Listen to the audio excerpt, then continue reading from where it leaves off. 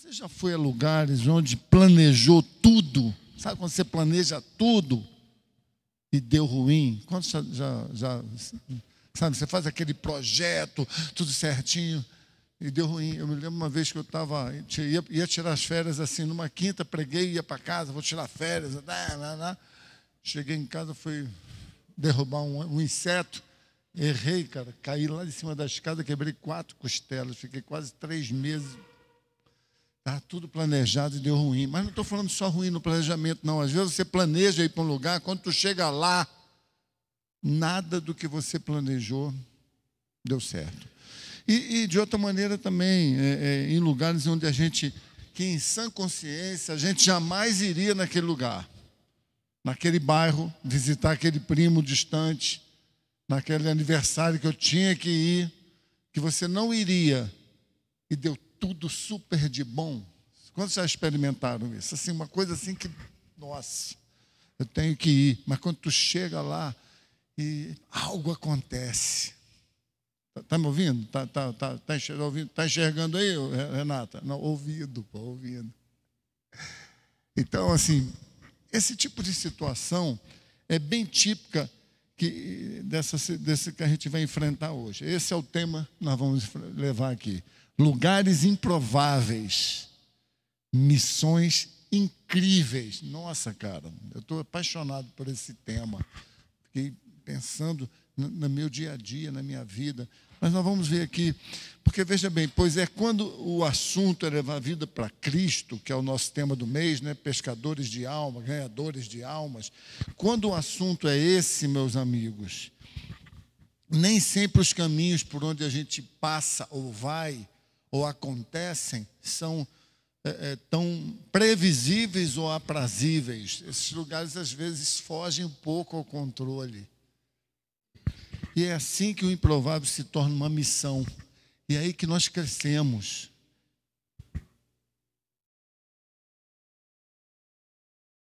Vai ter que dar um pulinho lá embaixo, dar um toquezinho, senão vai ficar... Não dá para ser nessa altura, não. É que eles estão aqui embaixo, as crianças, né, também. Já inauguramos a salinha da crianças, não, adolescentes. Pelo amor de Deus, não fala crianças, eles são adolescentes, cara. Tu chamou adolescente de criança e perdeu a audiência. Então, amigos, veja, é numa situação dessa, quando nem tudo parece tão aprazível, quando aquele compromisso que eu tenho que cumprir, são nessas horas é que as missões surgem. Quando a gente pode olhar, não aquela penitência, aquela romaria, eu preciso ir naquele lugar da família. Às vezes é assim no Natal, né? Nossa, tudo programado, chega lá, dá uma confusão, aquele primo barraqueiro que fala alto, depois que toma 2 cálices de vinho, e alguém tem que dizer para ele, cálice, mas ele não aguenta mais, se der o terceiro ele surta. Mas assim, amigos, é nessa hora que a gente, em lugares improváveis, gera uma missão incrível. Então eu quero falar um pouquinho hoje, eu vou ser bem rápido por causa do frio, mas não por causa do calor do Espírito Santo, mas casos, acasos, desencontros numa vida com Jesus, sabe? Eu queria falar um pouco sobre isso hoje, quando as coisas acontecem, sabe? Porque talvez as pessoas não conhecendo Jesus pensam que vir na igreja é a melhor coisa que tem. Honestamente, não é.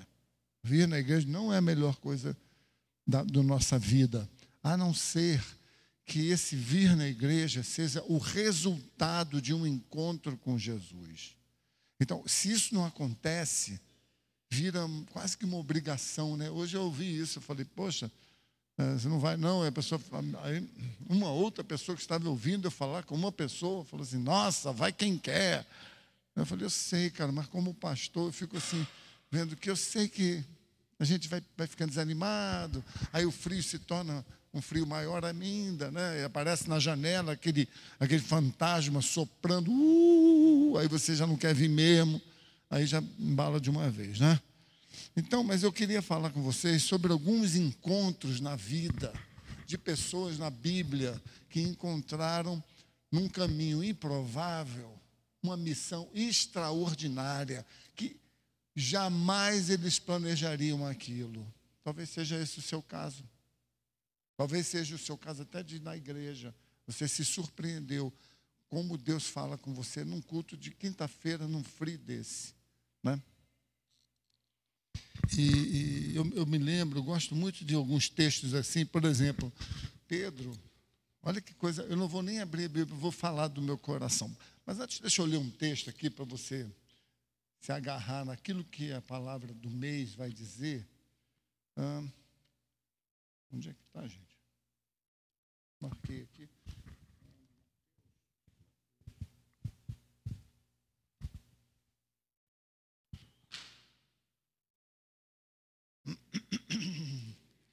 Mas não vou ficar procurando aqui, porque já é.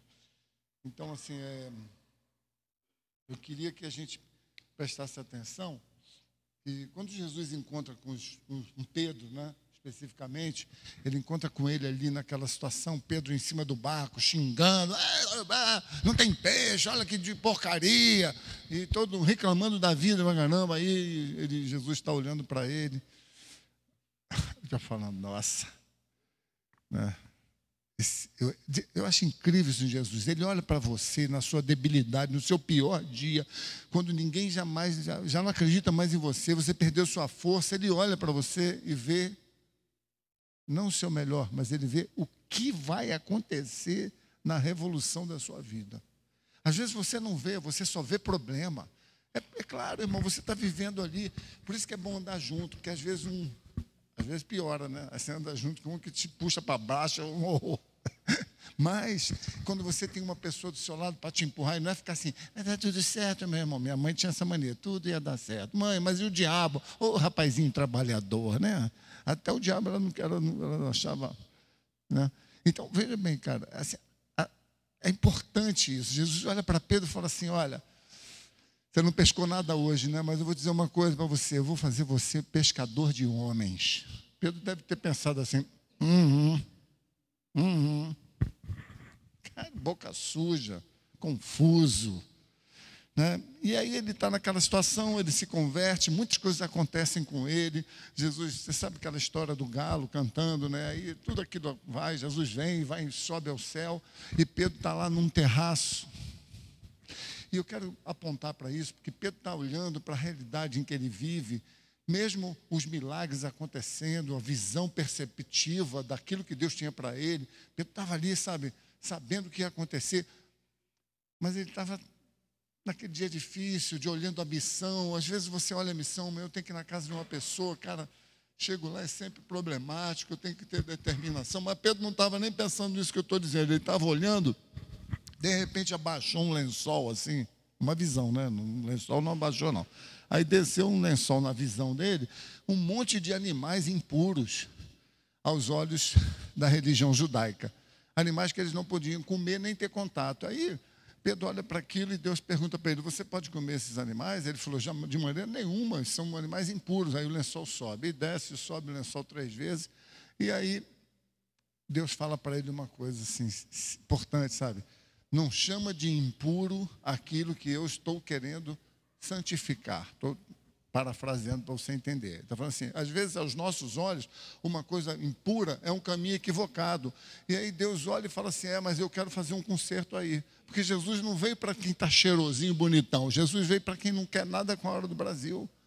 Aí aquele lençol desce e sobe com animais que os israelitas jamais poderiam comer porque eram impuros. Dentre eles o porco, né? Aí Deus fala, a partir de agora, não chama mais de impuro aquilo que eu quero refazer. Pegou aí? Eu poderia te falar isso em outras palavras, né? Um lençol impuríssimo, como se ele estivesse dizendo, não chama de maluquice, equívoco, aquilo que eu estou preparando para acontecer. Olha que lindo. Pô, você não está enxergando, mas eu podia falar assim, nossa, esse cara não serve para enxergar o que eu quero. Mas ele está falando assim, você não está entendendo, mas acorda, eu vou te mostrar umas coisas incríveis agora. Talvez a primeira percepção sua, aquilo assim é intratável.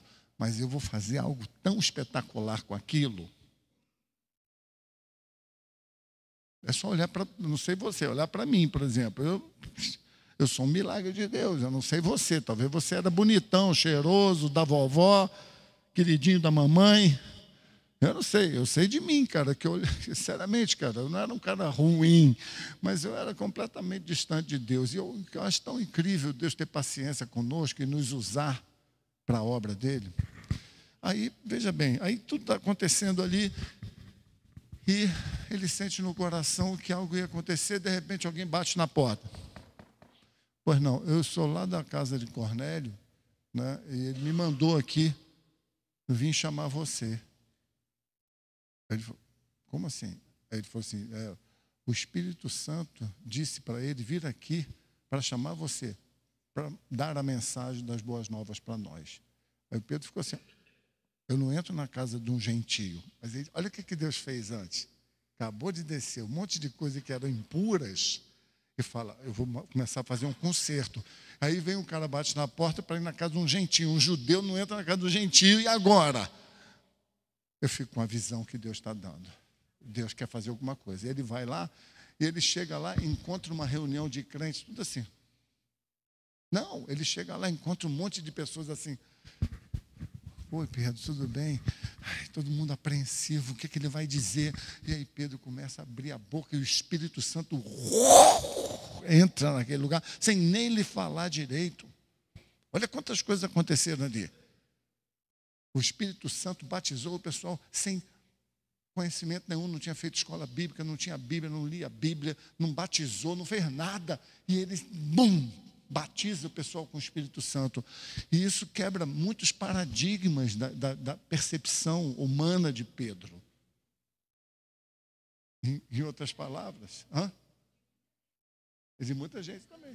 Não, Pedro também. Eu também. Aí, cara, olha que incrível, né? Um lugar improvável. Jamais entraria na casa de um gentio, porque eu sou um judeu. Talvez você pense assim em cerca de algumas pessoas e coisas, né?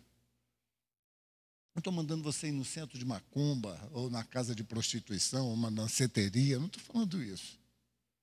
A menos que Deus te leve ali. Porque se Deus te levar num lugar, Ele estará com você e lhe dará o que vai ter que ser feito naquele lugar. Não se preocupe com o que você vai dizer, haver de dizer. Eu estarei com você e vou colocar a palavra no seu coração. Quando tu vê, tu já está bom. Pedro mal abriu a boca para falar de Jesus e o Espírito Santo já entrou testificando. Você não veio aqui porque você quis, não. Você veio aqui porque eu te trouxe. O que para você era improvável, para mim era uma grande oportunidade de você crescer. Então, crises, dificuldades são uma grande chance da gente enxergar a mão de Deus. Agora, se eu for só um cara frequentador de igreja, vingar na igreja, não abro a Bíblia, não leio, não faço prova de Deus, não falo de Jesus para ninguém, sabe o que vai acontecer com a sua fé? Deus vai ter que arrumar alguém para ir lá te visitar. Um Pedro. Pode até ser que seja eu. Então, amigos, primeiro lugar que a gente visitou aqui, casa de Cornélio, um lugar improvável, lugar de salvação. Essa foi a conclusão. Paulo também, você sabe que era aquele cara que ele assim, vou lá em Pati, ô delegado, me dá uma carta. Se eu encontrar algum crente na rua, eu vou pegar e vou botar dentro do camburão para matar, jogar nos leões. Pensa esse cara que tinha essa mentalidade. Está indo aonde? Eu vou para Pati, então vamos. Espera aí rapidinho. Delegado, me dá uma carta aí, porque eu estou indo a Pati e eu tenho missão. Toda vez que eu vou para um lugar, tem uma missão. Então, onde ele ia, ele queria prender os cristãos de qualquer jeito. Até o dia que ele teve um encontro com Jesus. E aí, meus amigos, tu pode imaginar esse cara entrando na casa das pessoas, naquela cidade. Aí o nego falava assim, com os convertidos, né? Paulo chegou. Aquele que me mandou matar o meu pai, aquele que matou os meus tios, aquele que pegou toda a família da minha mãe e levou para a cova dos leões para ser morto na arena, é esse que chegou? Então Paulo não passou vida fácil, não. E ele sabia que ia passar por isso. Ele ficou 8 anos afastado, sendo preparado para a missão. Mas, um dia, ele preso, que ele era o recordista de prisão, né? O BBB dele era prisão. Não podia haver uma prisão que ele queria entrar na prisão. Aí ele está dentro de um navio, o cara era 10, né? Entrou no navio, o mar batendo, negócio.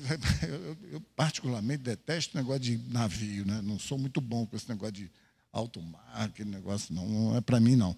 E aí o mar está batendo, o navio para um lado, o navio para o outro, e aí todo mundo apavorado, o que vai acontecer? E Deus fala para Paulo, fala para eles que o navio vai afundar, mas nenhuma alma se perderá.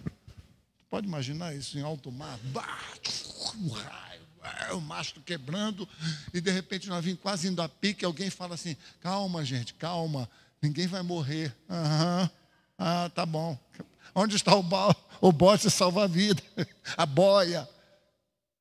Aí, cara, veja bem, Paulo cai no mar com todo mundo, vai todo mundo parar na praia. Como ele havia predito, Deus havia dito para ele. Não foi um bom lugar aquele, quantos concordam comigo? Não foi um lugar legal.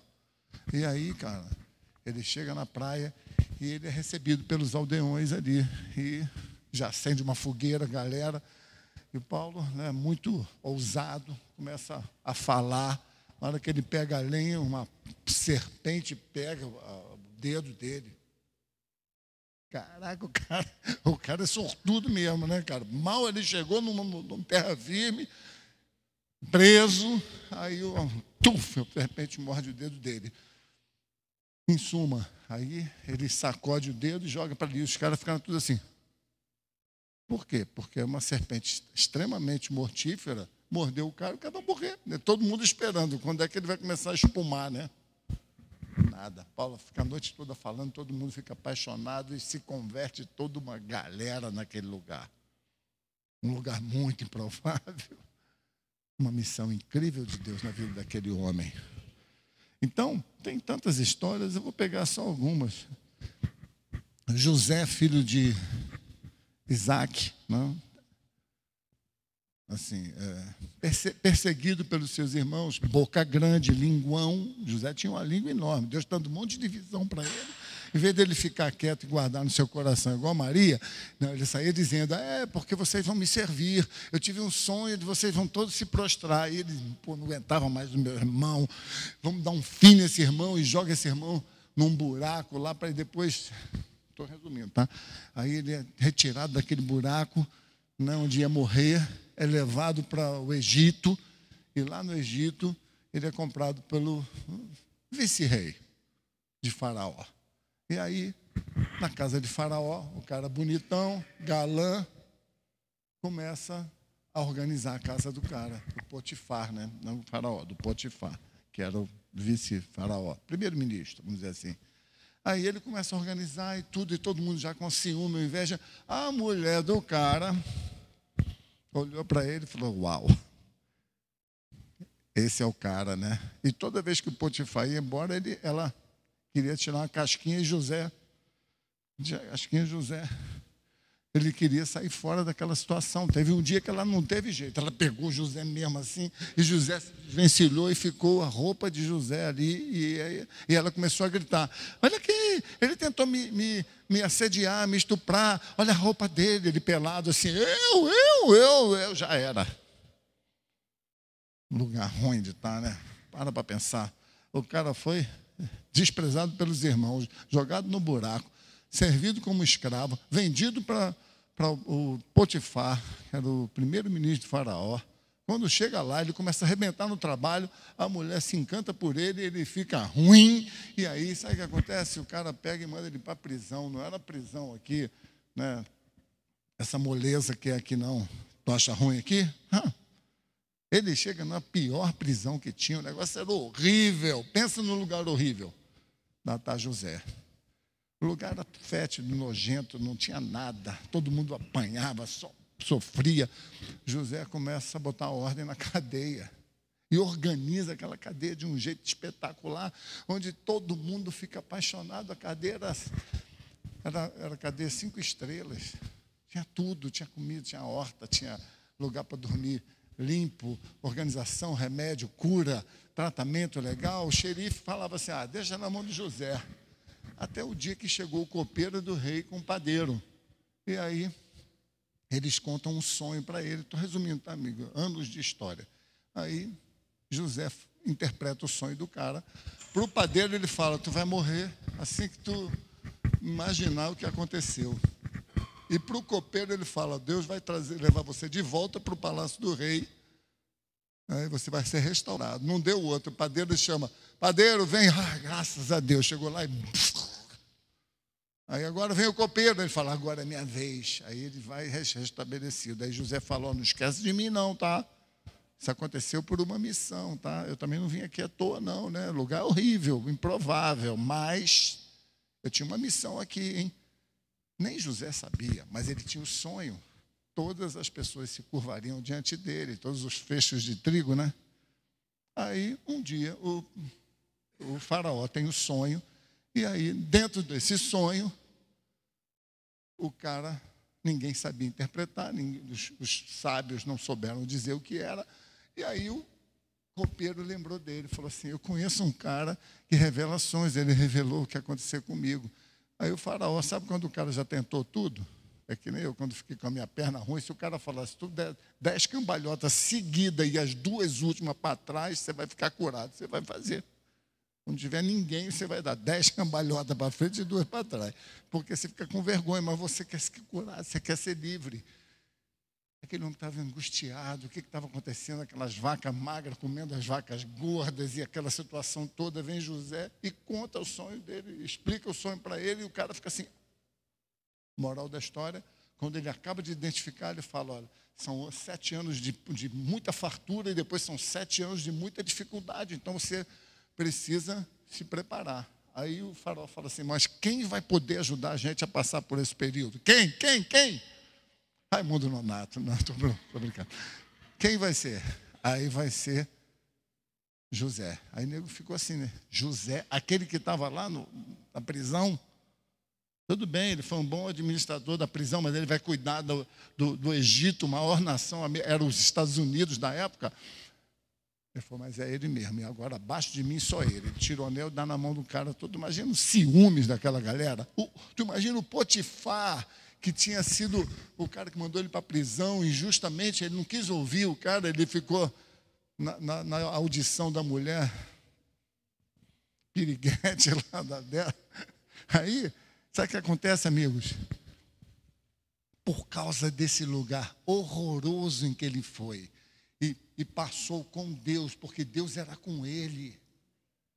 Todas as nações da terra foram beneficiadas, porque o José mandou ele fazer uma baita de uma infraestrutura, agronegócio na época, todo mundo plantando e trazendo os dízimos e um pouco mais, aí eles iam armazenando, eles ficaram cheios de celeiros, construíram novos celeiros, e quando veio os 7 anos da vaca magra, não só o Egito sobreviveu, como todas as nações em volta vinham para o Egito comprar trigo, inclusive o pai dele e a mãe dele. Eu vou dizer uma coisa, às vezes a gente vai para um lugar improvável e a missão de Deus brota nos nossos olhos de um jeito tão espetacular, mas eu vou te falar, amigos, nós nunca vamos fazer alguma coisa para Deus onde Ele também não vai fazer alguma coisa em nós. Então Deus usou José para salvar as nações da fome, inclusive Israel.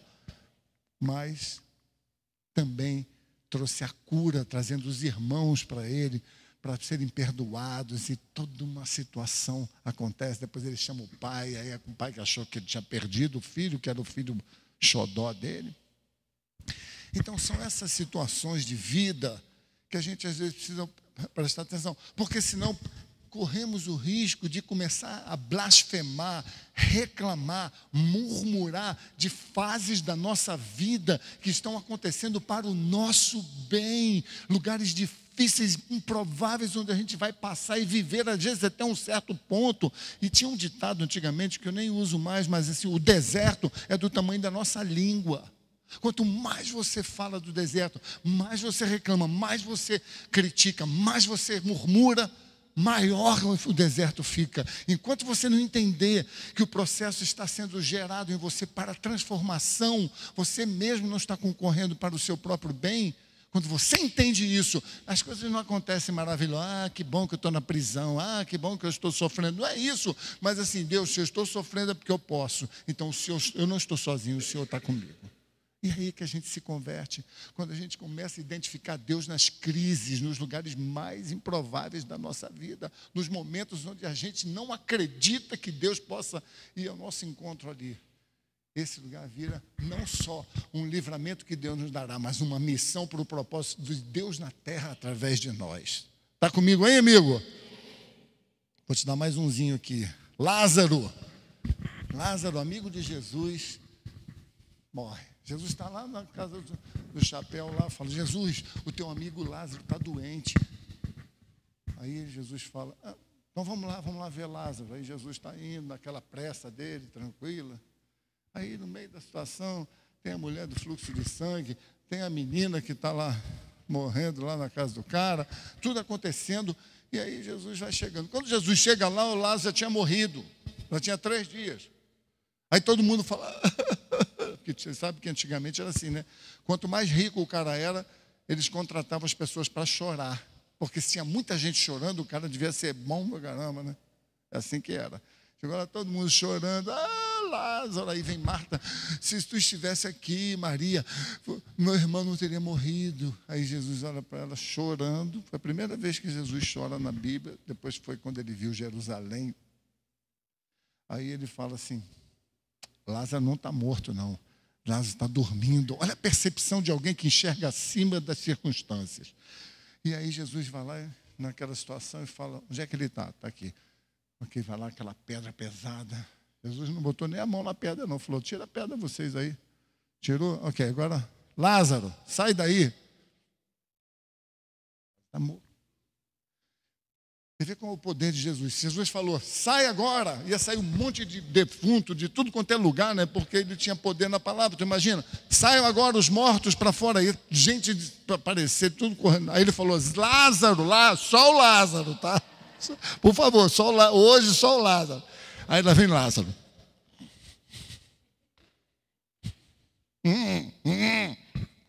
Não, ele não era uma múmia. Mas aí ele falou, então desata ele agora, dá um banho para ele, dá algo para ele comer. Não é linda a situação que Lázaro estava, no meio de uma caverna, que amém é esse, cara? Eu não estou nada feliz, ainda mais caverna escura, eu tenho pavor de negócio de escuro. Nossa, ainda mais, se eu acordo numa tumba com aquele pano aqui, eu odiar, porque eu detesto ser coberto no rosto, não gosto, não durmo nem coberto. E às vezes eu estou coberto, não sei se vocês sabem do que eu estou falando, né? Às vezes eu cubro assim, ontem estava frio, eu botei cobertor assim, ó, fazendo uma onda aqui assim, né? Mas teve um momento que eu mexi que fez assim, né? Aí eu falei, eu vou vencer isso. Vou vencer isso. Aí daqui a pouco fez assim. Rapaz, eu não suporto ficar sufocado. Mas foi de graça, né? Então, Lázaro está lá. E aí, veja que coisa incrível. Jesus está na cidade. Uma galera veio para ver. A Bíblia diz que eles vieram para ver Jesus e Lázaro. Está me ouvindo? O lugar de Lázaro tinha sido sepulcro. E Deus arranca ele com mão poderosa. Agora as pessoas já vinham. O que é isso que aconteceu com esse homem? Às vezes a gente está num lugar, irmão, que a gente pensa daqui só para o sepulcro. Olha para frente e continua sorrindo. Talvez você não esteja pensando assim, mas muitas pessoas passam por isso. Eu vivi um tempo na minha vida que eu pensava que eu ia morrer mesmo. Eu ficava assim, sabe? Eu tive que dormir de luz acesa um tempo, porque eu ficava com essa coisa de claustrofobia, sabe? Eu achava que eu estava mal. E aí eu ficava com isso. Então, assim, sabe, tem horas que você pensa, não vai dar mais. Mas é aí que Jesus entra, e não é a luz do abajur, do corredor, mas é a luz de Cristo na sua vida. Eu tinha que me lembrar, às vezes eu tinha que acordar, levantar e ir lá para fora para ficar. Eu precisava lembrar, eu precisava pensar, eu precisava de uma visão de que Jesus queria na minha vida. Vocês estão ouvindo? Amigos, vir na igreja é bacana, mas não é tudo. Você tem que ter um propósito de Deus na sua vida, senão você não aguenta. Daqui a pouco você está. Você precisa entender o que Jesus quer na sua single vida. Porque é isso que acontece. Jesus tem um plano para nós. Quantos já ouviram isso? Deus tem um plano para você. Isso não é chavão, isso é verdade, mas você tem que saber qual é. Não é assim um plano coletivo. Ele quer que você seja uma bênção e obedeça seus pais e coma tudo direitinho. Não é isso, amigos. Ele quer tudo isso, mas ele tem um projeto para você ir num lugar onde eu não vou. Você vai em lugares onde eu não vou. Eu vou em lugares onde você não vai mais. Você não sabe onde é, mas eu vou. E você vai onde eu nunca, jamais pensei. Está me entendendo? Isso é a vida de Deus. Um dia as pessoas vão procurar não só a igreja, mas assim como eles iam em Jesus e Lázaro, eles vão vir na igreja por sua causa, por causa da obra que eles estão vendo em você. Tá legal aí, irmão? Tá pegando aí? Tá muito difícil, não, né? Quase acabando. Madalena, a ponto de ser apedrejada. A mulher que era uma prostituta, um dia ela entra na casa de um cara que era o maioral da sinagoga, um cara que não podia nem encostar nas pessoas, porque ele tinha que se lavar depois, o cara era purão, né? Aí, rapaz, a mulher está lá, prostituta, olha só, todo mundo queria te apedrejar, onde é que eles estão? Ó, quem não tiver pecado pode começar, pode pegar a tua pedra, que vai querer apedrejar? Quem não tiver pecado pode jogar a primeira pedra, que você quer? Você quer? Todo mundo foi embora. Mulher, cadê os acusadores? Não, foi todo mundo embora. Ok. Eu gosto de imaginar assim, já falei isso 100 vezes, né? Eu imagino Jesus dizer, então, eu também não te condeno. Vai e não peque de novo, para não cair nessa mesma cilada. Eu imagino Jesus dizendo isso, mas de fato ele está dizendo assim, ó, eu podia te apedrejar, mas não vou não. Eu vou te amar. Eu vou te libertar. Eu vou cuidar de você. Eu vou abraçar você. Está me ouvindo? Então, Carol, veja só que coisa incrível. Uma mulher prostituta, uma mulher que poderia ter sido apedrejada, é citada nos livros da Bíblia até hoje. Todo mundo ouviu falar de Madalena. Todo mundo ouviu falar daquela lá do Jericó, como era o nome mesmo? Gente, pelo amor de Deus, Raabe. A prostituta Raabe, que escondeu lá os espias. E aí o profeta diz, o nome dessa mulher vai ser lembrado para sempre. Até hoje, o nego sabe que a Raabe foi abençoada porque escondeu os homens de Deus. Então, veja, amigos, Davi vivia no curral. Ele no curral só não, ele vivia no campo, olhando para cima, tocando guitarra. Você ia passar lá e falar assim, nossa, que preguiçoso. Mas não é isso não, meu trabalho é esse. Eu fico aqui com as ovelhas.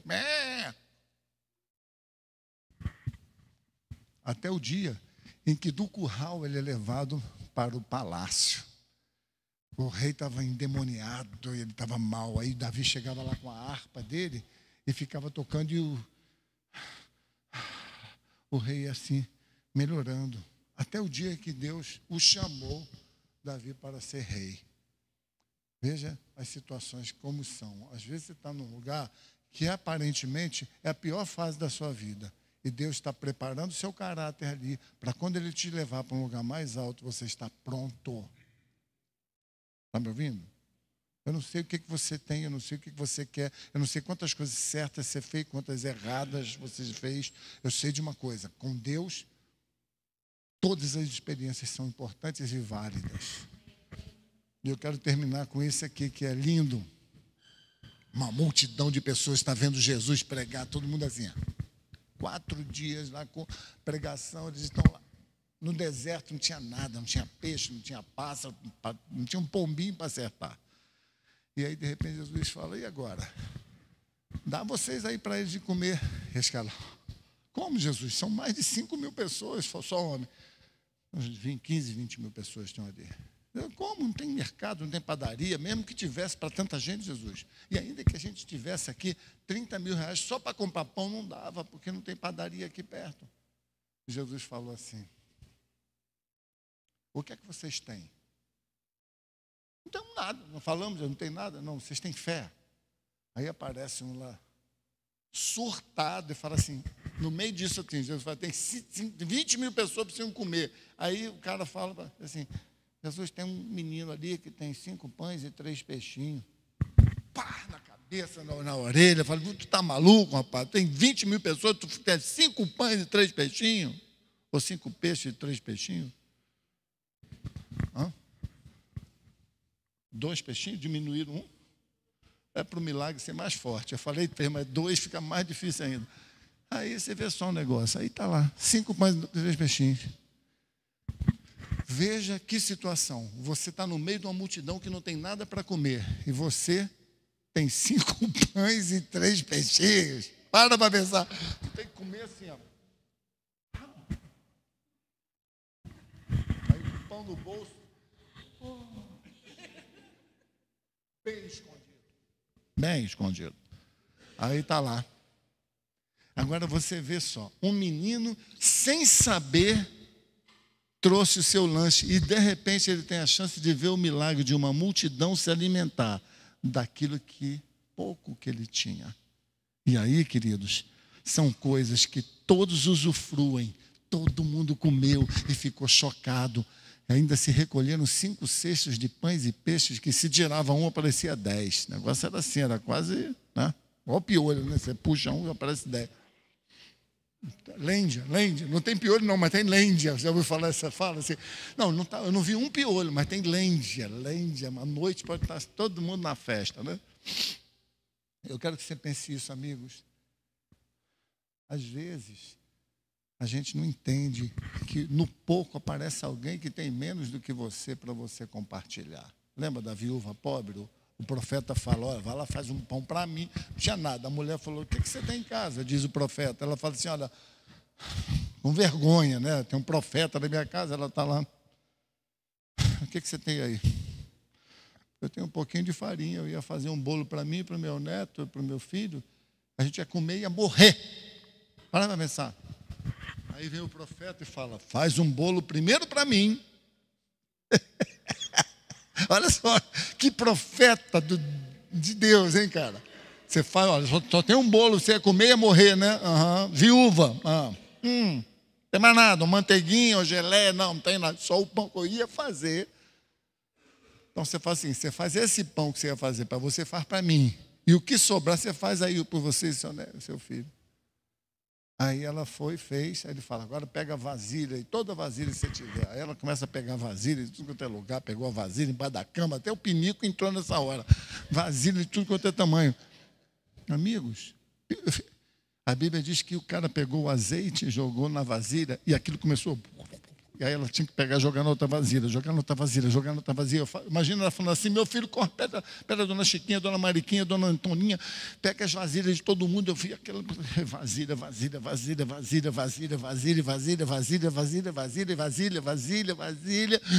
E aí, acabaram as vasilhas. Puf! Parou o azeite. Acabou a demanda. Eu não sei o que eu faço com a vida de Deus em mim. Se você não multiplicar, dá uma segurada. Não é porque Deus parou, porque não te ama. Não, é porque a vida de Deus em nós é por um propósito, amigos. É por uma missão. Não é para você ficar cheio de si mesmo. Quanto importante eu sou. Né? Então, fechando só isso aqui, entender que às vezes todas as pessoas usufruem da bênção de Deus em você. Quantos estão ouvindo aqui? Todo mundo vai ver, nossa, é bom vir na igreja, a bênção de Deus. Não é minha vida, a vida de muitos que construíram isso aqui.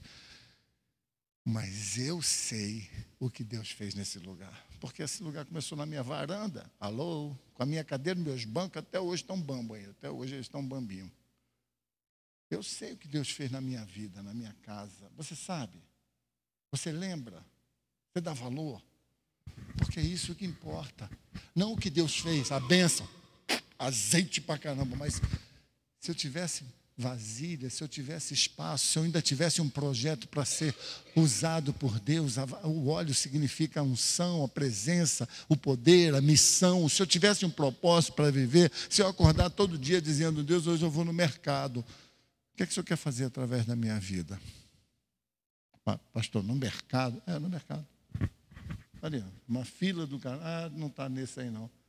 Uma fila no Gespa ali, ó, a quadra do Gespa. Imagina, estou no Gespa, pastor, no Gespa.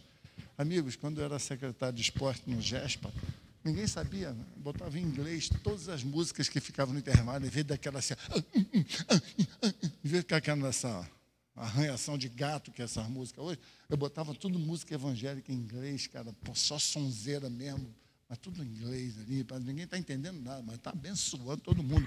No intervalo, as pessoas faziam um monte de coisinhas e eu dava palavra, o Rael dava palavra. Lugares totalmente improváveis. Nunca mais o nego fez aquilo na vida. Mas quando a gente passou lá, tinha uma missão, que não era só o GESPA, porque eu era o secretário de esporte, era uma missão de Deus na minha vida. Se eu for comprar pão, tem uma missão. Pode ser que não aconteça nada, mas se eu ficar atento, sempre tem um bom dia para alguém que você não sabe nem o que está acontecendo na vida da pessoa. Às vezes a pessoa está falando assim, eu estou mal das pernas. Esse teu bom dia me abençoou. Tu já teve uma cara de pau de falar para alguém assim, nossa, eu não sei porquê, mas eu vejo Deus assim, dizendo que te ama muito. A pessoa fala, eu estava uma vez nos Estados Unidos, trabalhando peão, e Deus não falava nem inglês. Aí eu vi uma mulher na calçada, que era uma coisa rara, ninguém anda na calçada lá, né? Ela estava lá assim no ponto de ônibus, assim, no ponto de ônibus, eu atravessar a rua, fumando, aquela cara balada. E Deus falou para mim, vai lá e diz para ela que eu amo ela. E eu lá assim, my name is John, né? E I come here to say, I'm sorry. Eu vim dizer para a senhora que God loves you. Aí ela olhou para mim com aquela pronúncia que eu tinha de irlandês, né? Ela olhou e fez assim. E eu fiquei para pensar, cara, um cara falar para uma pessoa que não conhece em inglês, uma grande palavra que definiu a sua vida, não, Deus ama você. Aquela mulher, esse maluco, caraca, talvez ela pensou e estava ali pensando assim, eu vou fumar esse cigarro, vou me jogar agora na frente do ônibus. Eu não sei, ai, pastor, exagerado, não sou exagerado não, você nunca sabe o que Deus pode usar você para fazer no momento exato. Pegou aí, minha filha? Então, se você achou tudo isso estranho, improvável, eu quero terminar com esse aqui. Agora nós vamos subir aqui, sair, dar a volta aqui para aquecer, correndo, um atrás do outro. Ouve só esse exemplo aqui. Jesus. Ela está esperta, já sabia, né? Jesus. No trono. Pensa no trono de Deus. O trono de Deus não é assim. Uma cadeirinha, não, tu pensa no trono no céu. Jesus sentado do lado do Pai. E o Pai falando assim, cara, não sei como é que vai ser agora. Está na hora de consertar essa humanidade. E eu vejo Jesus falando, Pai, eu vou. Mas você sabe o que... Estou falando, chovendo molhado, você sabe o que vai acontecer? Claro que eu sei, né, Pai? Eu sou o verbo. Aí, eu quero que você imagine isso. Jesus está no trono e ele desce na terra. Por isso que ele se fez pobre, não porque ele ficou passando necessidade. Alguém tem um pãozinho para eu comer? Não. Jesus era o rei dos reis. E ele desce na terra para viver como ser humano, mortal. Por isso que ele era rico e se fez pobre, no sentido assim, não pobre de pobreza, mas pobre de espírito, pobre de experiências carnais, dessa coisa linda que Deus criou entre nós, mas que às vezes é chato lidar. Foi aí que Jesus entrou. Do céu para a terra, para a cruz. Foi fácil, lugarzinho bom de estar, né? Bem improvável de eu achar aquilo um bom lugar para estar. Jesus está naquele lugar.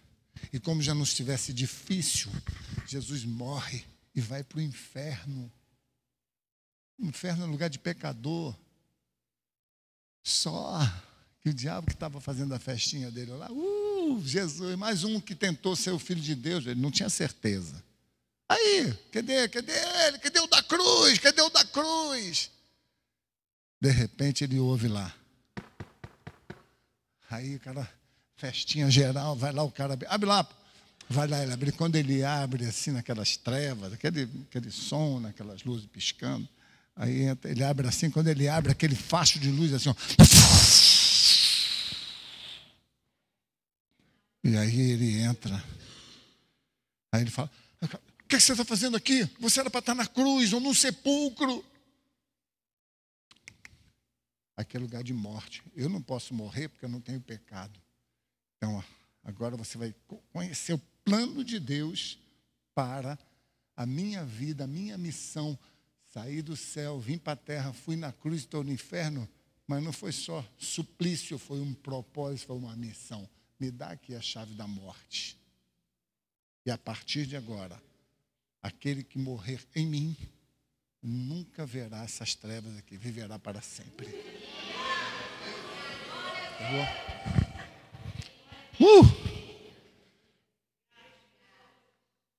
Já podia parar aqui, já foi lindo podia botar o Spielberg para fazer um filme, mas não rolou. Aí Jesus volta e vai para a terra, faz aquele salseiro ali, um monte de gente vendo ele, chocado. Nunca ninguém tinha ressuscitado, e muito menos ficar andando 40 dias na cidade. Oi, tudo bem? Jesus? Sou eu mesmo. Não, é normal, todo mundo ressuscita e fica andando na cidade aqui. Não, não era assim não, meu filho. Aí, rapaz, Jesus faz tudo aquilo, e quando está ficando bom, que os discípulos estão achando que maravilha, vai dar tudo certo, Jesus, eu estou indo, tá? Na frente de todo mundo, ele sobe no céu. Então, veja, amigo, o cara está no céu, vem para a terra, vai para a cruz, vai para o inferno, sobe na terra, depois a recompensa.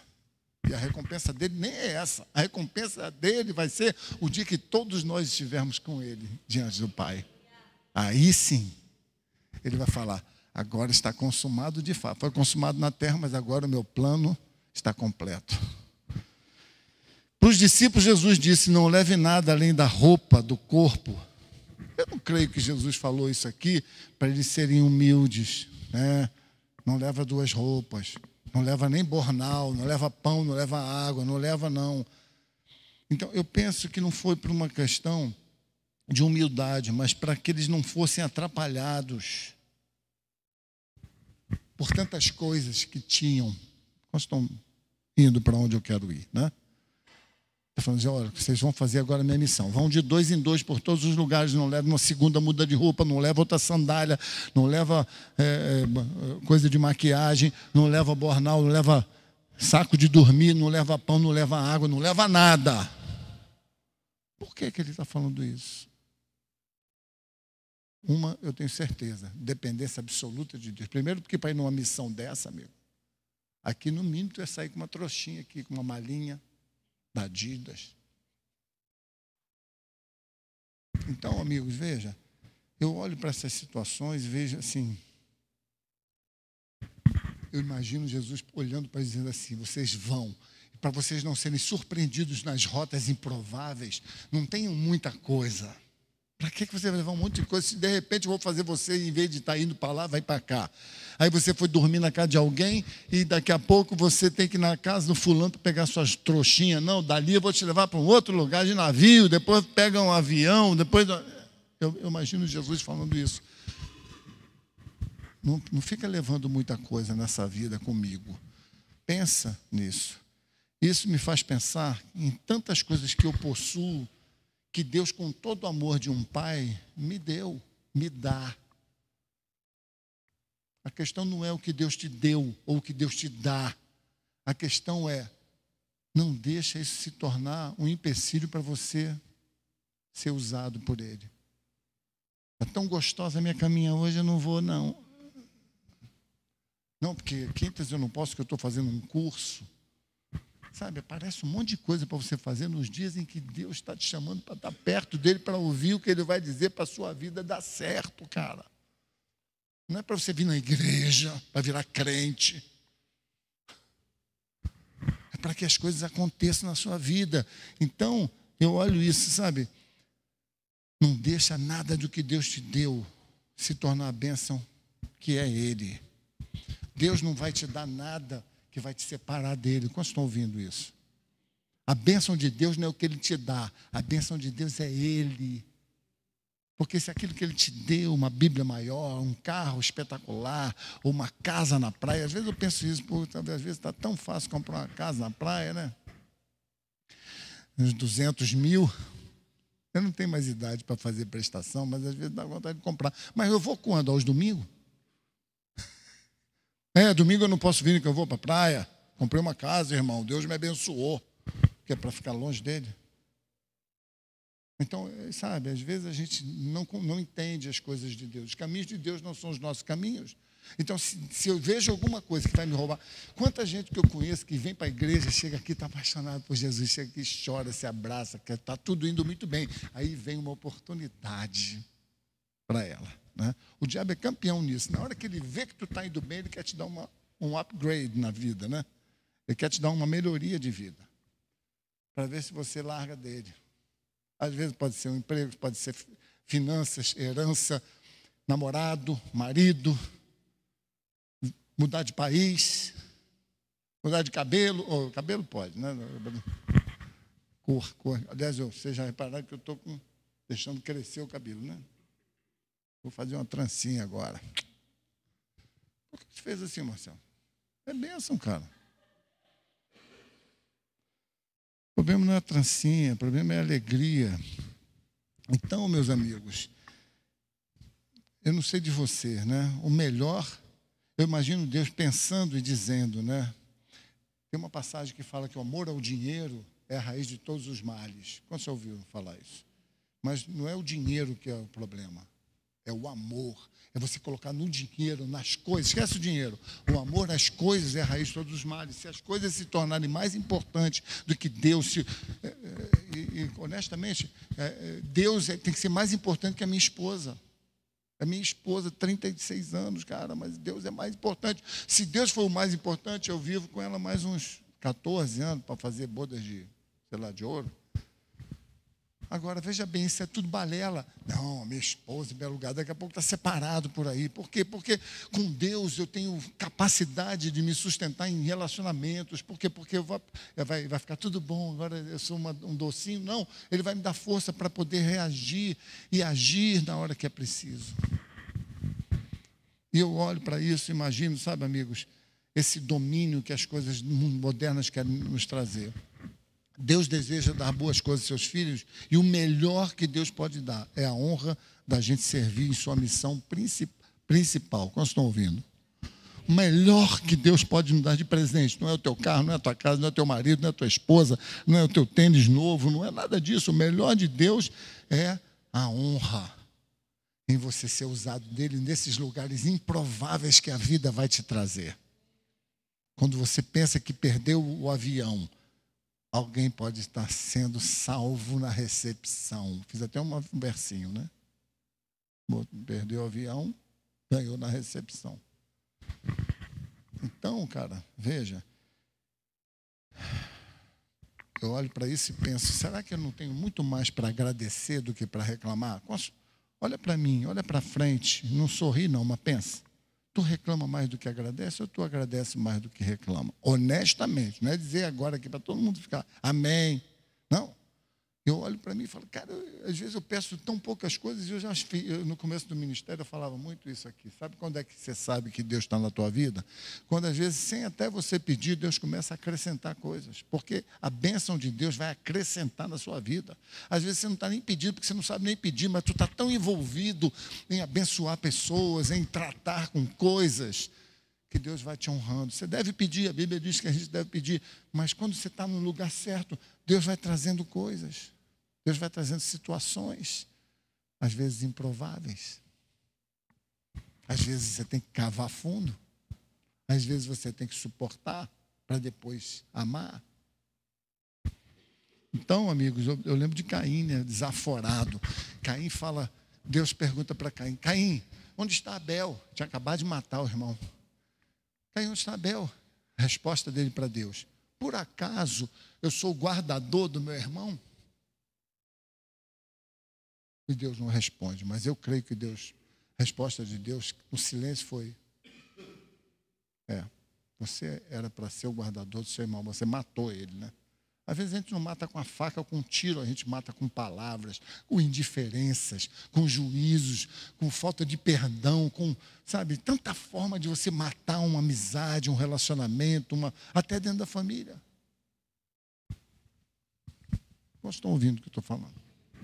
E ali ele está ali, por acaso esse é o guardador do meu irmão, pô? E eu imagino isso, sabe? Sim, diz o Senhor. Eu quero que, fechando aqui, amigos, pensa em quantos lugares assim na vida você já passou. Pensa comigo aí. Quantos lugares você já passou? Por quantas situações, lugares, quantas circunstâncias você já viveu? Em quantos mais ainda Deus quer te levar? Cara, quando você entende isso, você já não vai sair daqui para comer uma pizza toda, você já vai olhar para o garçom. Obrigado. Você não pensa assim diz o Senhor, garçom. Obrigado pelo seu atendimento. Não precisa ser esse negócio religioso. Mas você olhar para a pessoa que te serviu e falar, pô, muito obrigado. Às vezes o cara nem te serviu direito, você já fala assim, pô, brigadão. O cara que está ali acostumado de servir, todo mundo fala, pô, cara, derramou aqui, pô, não tem um sal. Aí você faz a diferença. Então eu vou ali, vou botar gasolina, falo, meu irmão, beleza, como é que é? Pô, pode botar R$50. Pô, brigadão, meu irmão, valeu. São formas de eu ser usado por Deus. De ser gentil. Não tem o ditado? Gentileza gera gentileza. Amor gera amor. Humildade leva você a lugares novos. Eu acho que é esse caminho que Deus quer para nós. Em quantos lugares mais Deus quer nos levar? Um pescador de almas. Zelai uns pelos outros, cuidem uns dos outros, apacentai uns aos outros. Eu quero fazer aqui, antes, para a gente terminar, você pode ficar um pouquinho em pé para esquentar aí.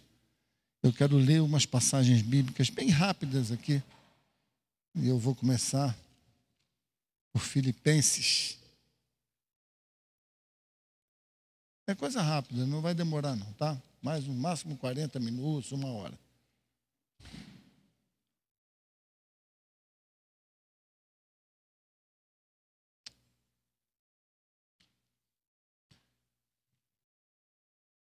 Filipenses, não precisa abrir não, tá? Vou apagar ali, Marcelo. 2:4. Diz assim, olha, preste atenção, tá?